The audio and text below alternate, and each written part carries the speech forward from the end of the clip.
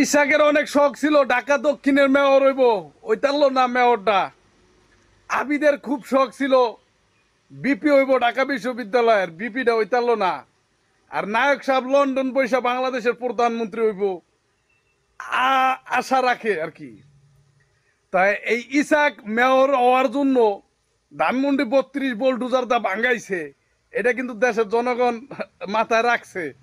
আর এই ইসাকের বাপদাদার অনেক বাড়ি ঢাকার শহর আছে, ধানমন্ডি 8টা 32 ভাঙছে, ওরকম হাজারটা ধানমন্ডি 32 স্বর্ণ দিয়ে তৈরি করবো ইনশাআল্লাহ।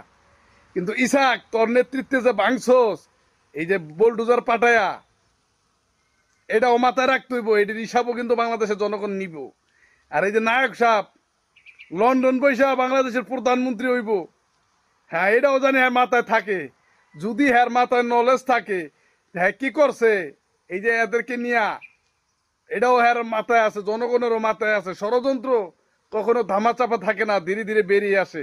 ইনশাআল্লাহ প্রত্যেকটা ষড়যন্ত্রের বিচার বাংলার জমিনে হবে এবং অপকর্মের বিচার বাংলার জমিনে হবে।